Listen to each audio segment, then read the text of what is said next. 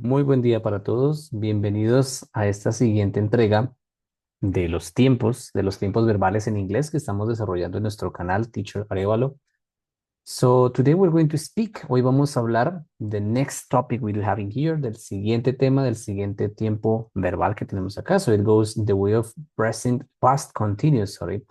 Hoy nos vamos a referir al pasado continuo. We have been speaking about some others. Hemos estado hablando de otros. Hemos hablado del pasado simple, del presente simple, del futuro simple, con estos auxiliares que están a la izquierda, que resaltaré en amarillo. All right? These ones in here, estos de aquí. So today we're going to advance, así que hoy vamos a avanzar into the continuous past tense or past continuous. Hoy vamos a hablar hablar del pasado continuo.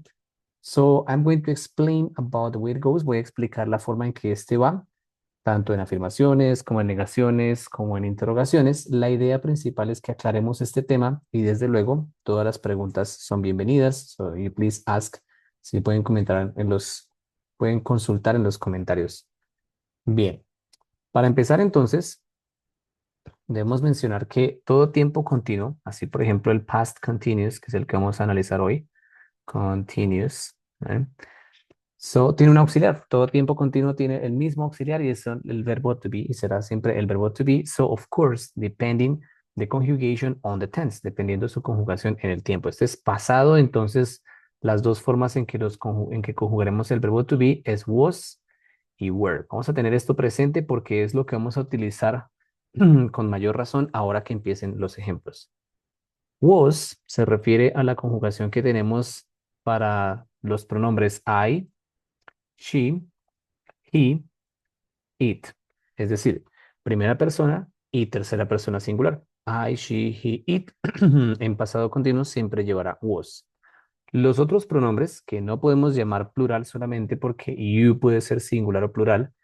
Hagamos un recorderis. So you represents all the possible ways of segunda persona. Representa todas las formas de segunda persona del español. Tú, usted, vos, vosotros, su merced, vuestra persona, etcétera. ¿Right? You es ese pronombre. Y we, nosotros, nosotras, y they, ellos, ellas. ¿Vale? Esta conjugación es muy importante porque constituye el auxiliar y representa el verbo estar en pasado, puesto que el pasado continuo nos ayuda a indicar algo que estuvo sucediendo o que estaba sucediendo. Esa conjugación estaba, estuvo, o por ejemplo, estaba, estuvimos, estábamos. Toda conjugación del verbo estar en pasado es este mismo, was, were. Así que siempre que encontremos alguna de esas formas, yo estuve, yo estaba, tú estuviste, tú estabas, él estuvo, él estaba, ella estuvo, ella estaba, nosotros estuvimos, nosotros estábamos, ellos estuvieron o ellos estaban, acompañado de ando, endo, bueno, ese es was, were. Bien, así las cosas, entonces iniciemos nuestros ejemplos. Nuestros ejemplos pueden ser voces afirmativas, ¿ven? Voces negativas o interrogativas. Entonces vamos a hacer un ejemplo de cada uno y empecemos a observar la forma en que estos van. Bueno, de hecho algo importante, antes de que lo olvidemos, ¿no? Was y were es nuestro auxiliar. El verbo principal, correr, bailar, reír, ¿bien? Llevará ing. Y entonces se cumplen dos reglas importantes. La primera es que si el verbo termina en e, ¿no? Esa e se debe reemplazar por ing. Bien, así por ejemplo, si el verbo es write, que significa escribir, entonces su voz escribiendo es writing. Reemplazamos la E por ing. Si el verbo es, por ejemplo, complete, completar, ¿no? Entonces, completing, completing, reemplaza la E por ing, right? So that is the way we have. Esa es la forma en que lo vamos a hacer. So, reemplazaremos la E por ing, right? Bien, excepto, siempre hay una excepción o dos, ¿vale? Excepto el verbo to be, ¿ya? Porque no podemos reemplazarlo y escribir simplemente being, no absolutamente, sino being, y la pronunciación se elonga un poquito. Se dice being, ¿ya? No diremos being, sino being, elongando el sonido de la I, ¿vale? Y la segunda excepción es el verbo see, que significa ver. Entonces, viendo, van tres vocales en línea, seeing, ¿vale? Aspecto importante de la pronunciación. Cuando ustedes encuentren ing en cualquier verbo, la pronunciación no hace sonar fuerte la G. Being, imposible, sino being, terminando en N. Seeing, imposible, sino seeing. Y así con todo. Por ejemplo, writing, imposible, sino writing. Y lo mismo completing, no, sino completing. ¿No ven? La G no suena. Bien. Una segunda regla de la utilización del ing, ¿no? Va con respecto a la secuencia de vocales y consonantes. Si ustedes ven que su verbo termina en una consonante, luego vocal, vowel, vowel, luego otra consonante, ¿ya? Por ejemplo, get, la última consonante es doble. Por ejemplo, getting, de esta manera. ¿Ven? O si ustedes encuentran un verbo más largo, let's say forgetting, ¿ya? Forget es olvidar, entonces forgetting, olvidando, doble T, ¿ya? Por esa secuencia de consonante, vocal, consonante al final, ¿vale? Entonces esa última consonante se hace doble, ¿bien? Y pues la verdad, los verbos que tienen esta secuencia son escasos, ¿ok? Van a ser muy pocos en la medida en que los vamos viendo y los vamos examinando y necesitamos ejemplos. Vamos a notar que hay pocos verbos que tengan esa secuencia de consonante, vocal, consonante. Así que tampoco es algo que tengamos que memorizar para muchos de ellos, ¿vale? Principalmente lo que sí debemos tener en cuenta es que sí hay muchos verbos que terminan en E. Entonces, revisar porque esa E se reemplaza por ing, ¿no? Otro es, por ejemplo, come, venir, right? So you say come, and of course you say coming. Yeah. What is another one? Have, tener, ¿no? Entonces, having, ¿ya? Etcétera. Bien, todos estos ing representan lo que, pues por mucho, lo que nosotros en español declinamos como ando, endo. Así cuando notemos que hay un verbo que termina en ando, endo y es en pasado, hey, yo estaba viajando, yo estaba leyendo, yo estaba diciendo, right? Ando, endo, ese es precisamente el uso de este de este past continuous, pasado continuo, right? Bien, una oración afirmativa. So let's have an example in here. Hagamos un ejemplo para empezar aquí. Tomando cualquier pronombre, el más común es you, right? Utilicemos la conjugación que le corresponde, es decir, were, ¿ya? Dice, you were, y vamos a decirle a la otra persona que you were, tú estabas jugando ese día. Hey, you were playing that day. You say, for example, you were playing soccer that day. Estabas jugando fútbol ese día, right? So say, yes, I remember. Sí, lo recuerdo, right? So, noten que aquí, aunque el verbo termina en y, no hay cambios, porque hay otros tiempos en los que la y tiene algunos cambios, algunas modificaciones. Bueno, en los tiempos continuos no. Y de hecho les voy adelantando porque no pasa esto solamente en el pasado continuo, sino también en el presente y en el futuro continuo. La y no se altera. No importa que antes haya una vocal, que haya una consonante, no absolutely. No hay modificaciones, simplemente se agrega ing y no suena. Así entonces diremos plain, plain sin sonar la y. No playing, no, absolutamente, sino plain, como si la y no estuviese allí o como si la y fuese una vocal más, otra vocal, o como una i, plain, ¿no? Bien, ese es el ejemplo de una oración afirmativa, right? Si quisiésemos transformar esto en una oración negativa, pues la parte genial de que ya tengamos el auxiliar escrito es que simplemente vamos a agregar la negación. So, si, por ejemplo, you were not playing soccer that day. Tú no estabas jugando fútbol ese día, ¿no? Even it's possible, incluso es posible, ¿no? Decir weren't, ¿no? You weren't or you were not playing soccer that day. You were not playing soccer that day. Tú no estabas jugando fútbol ese día, ¿no?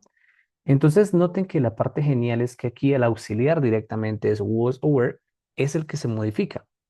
En los tiempos de los videos anteriores que hicimos de past simple, present simple, future simple, había un auxiliar extra que organizar. Do, does, did. ¿Ya? Aquí was o were ya está en la afirmación y queda en la negación más fácil porque simplemente agregamos not. ¿Ya? Bien, si quisiésemos hacer una pregunta, si quisiésemos preguntar, hey, ¿tú estabas jugando ese día? So, were you playing soccer that day? ¿Ya? Were irá al principio. Ese es el único cambio. Were, desde luego iniciando la idea pues en mayúscula, ya no you, pero were va al principio indicándonos que es una pregunta en pasado. Were you playing soccer that day? Y desde luego el signo de cierre. ¿Right? Solamente el de cierre. El signo de apertura solamente existe en español. ¿Right? Entonces, were you playing soccer that day? ¿Listo? Ese es un aspecto importante. Lo único que vamos a cambiar es el orden. Bien. Las respuestas cortas, desde luego, podrán ser yes, I was, o no, I wasn't. Entonces, lo único que estoy transformando aquí, or was not, or wasn't, es el hecho de que al utilizar la primera persona, la conjugación cambia. Es was, como lo vimos al principio, was le corresponde al primer pronombre. Claro, porque si preguntan, ¿tú estabas jugando? Pues yo diré, yo estaba o no, no estaba jugando. Yo, primer pronombre. Bien, entonces esta es una posible respuesta, o estas son dos posibles respuestas, pero debemos recordar que también pueden hacerse respuestas largas y yo siempre recomiendo a mis estudiantes que utilicen mejor el discurso, que expliquen algo más que simplemente yes, I was o no, I wasn't, sino que incluso agregándole al was o wasn't, pueden extender su discurso. Yes, I was because I love soccer. Or no, I wasn't. I didn't have enough time.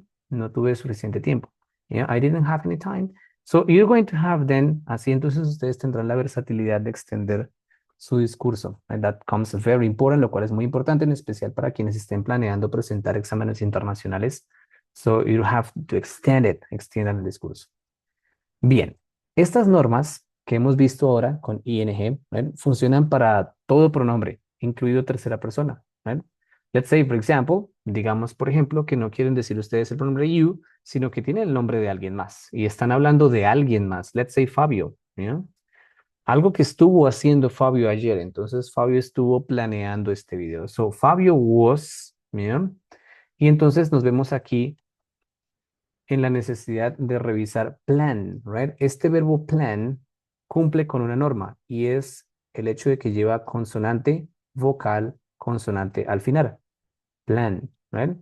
Eso significa que la última consonante debe ser doble, right? Para poder utilizar ing. Esa es la importancia de revisar la ortografía del verbo, right? Y así definiremos por qué swim lleva doble M, en cambio going no, ¿ya? No lleva una doble O o algo por el estilo, es precisamente por esta regla, ¿ya? Entonces ahora sí, planning con doble N. Fabio was planning this video. Fabio estuvo planeando este video, right? Significa dos formas. Estuvo planeando o estaba planeando, right? Si quisiésemos complicar esto para ponerle tecnicismos, eso en español tiene nombre, right? So, a eso se le llama el pretérito. El pretérito puede ser perfecto, Fabio estuvo planeando, o imperfecto, Fabio estaba planeando. Pero para evitar estas complejidades, simplemente decimos que cualquiera de los dos cabe bien aquí dentro de Fabio was. O estaba o estuvo significa lo mismo was. ¿Bien? La diferencia que en español hacemos, en inglés se va a dar a través del contexto. Fabio was planning this video yesterday. Entonces, Fabio estuvo planeando este video ayer. ¿Ver? En cambio, Fabio was planning this video when you arrived. Fabio estaba planeando este video cuando tú llegaste. Entonces, nos vemos obligados en español a decir estaba cuando tú hiciste tal cosa. ¿Ver? Esa es la verdadera diferencia del español. En inglés no es notoria, sino a través del contexto. Entonces, por eso es la recomendación importante, extiendan el discurso. ¿Bien? Bien, pero si quisiésemos decir que Fabio no fue quien lo estuvo planeando, right? Entonces simplemente negaremos con el mismo auxiliar was. So Fabio was not, que también puede ser simplemente wasn't. Ninguna de las dos maneras es mejor o peor. Cualquiera de las dos da igual. Está bien. So Fabio was not o Fabio wasn't planning this video. Se suele decir que was not es formal, pero porque solemos recomendar, en lingüística solemos recomendar que los discursos se escriban completos, con palabras completas. Was not.